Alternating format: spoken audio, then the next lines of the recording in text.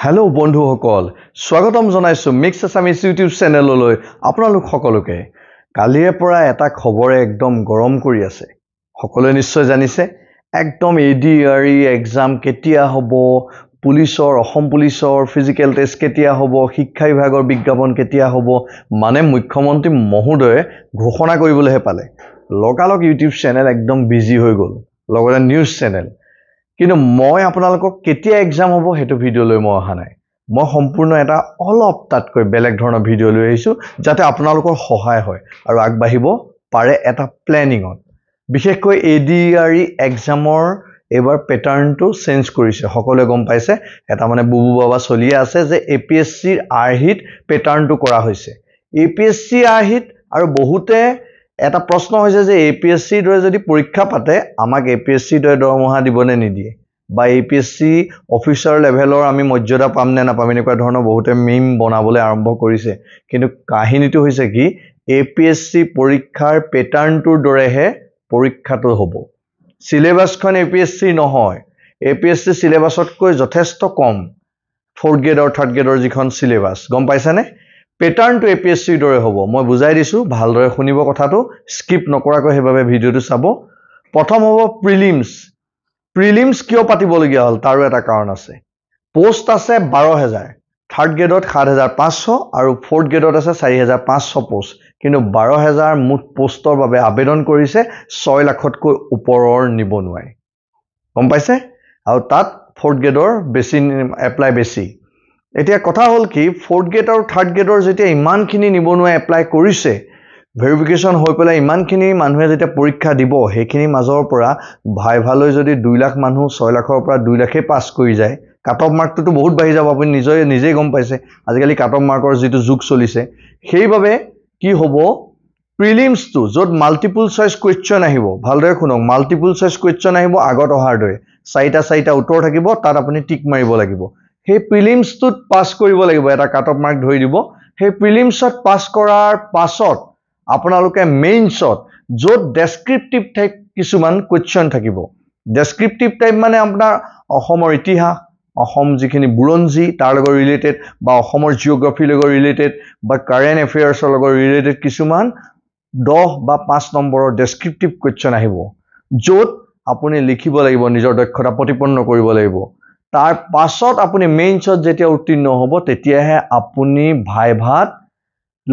ভাইভালৈ select হ'ব, মৌখিক সাক্ষাৎকাৰলৈ, আৰু তাতো আপুনি উত্তীৰ্ণ হ'লে চাকৰি আপোনাৰ। এতিয়া কথা হ'ল, আগতকৈ অলপ আপুনি বেছিকৈ পৰীক্ষা দিব লাগিব। আগত এটা পৰীক্ষা আছিলে মাল্টিপুল চইচ, যিটো ফাৰ্ষ্ট মানে এক্সাম হয়, ৰিটেন টেষ্ট, সেইটো আছিল, আৰু ভাইভাটো আছিলে, দুটা আছিল। মাজত মাত্ৰ এটা বাঢ়িছে, সেইটো হৈছে মেইনছৰ দৰে যিটো ডেছক্ৰিপটিভ টাইপ যিটো কুৱেশ্যন আহিব বুলি কালি আমাৰ মুখ্যমন্ত্ৰী মহোদয়ে কৈছে যে APSCৰ আৰ্হিত হ'ব। আচলতে ঘটনাটো সেইটোহে, কিন্তু আপোনাৰ চিলেবাছখন যথেষ্ট কম। এতিয়া আপোনালোকলৈ এটা অনুৰোধ যে চিলেবাছখন থ্ৰ'লি কভাৰ কৰক। থ্ৰ'লি, ওপৰৰ পৰা নপঢ়িব বোলে মই অকল জিঅ'গ্ৰাফি পঢ়িছোঁ, অকল বোলে মই অসমীয়া বুকখন কিনি এফালৰ পৰা ধানি ধুনি পঢ়িছোঁ, সেইটো নহয়। যিখন চিলেবাছ দিছে কভাৰ কৰক, তেতিয়াহে আপুনি সফলতা লাভ কৰিব।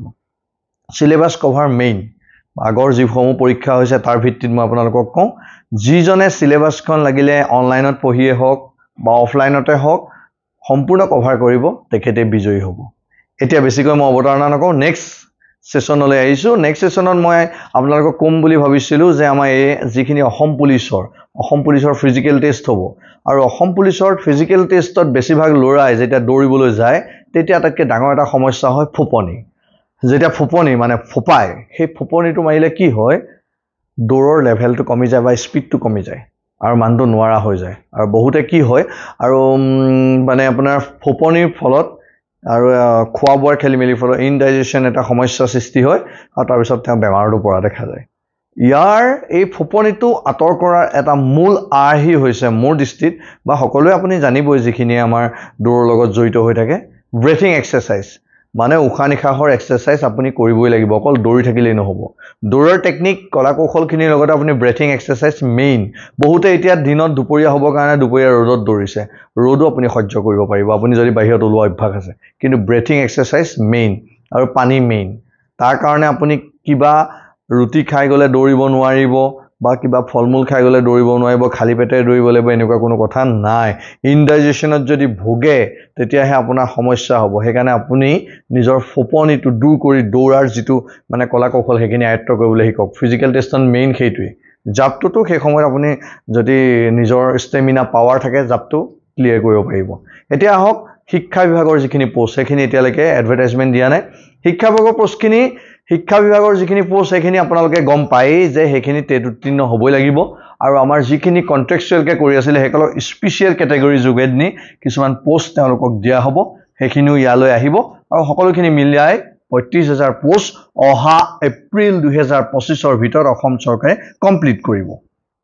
এইখিনি হৈছে ভিডিঅ'টোৰ মেইন বিষয়।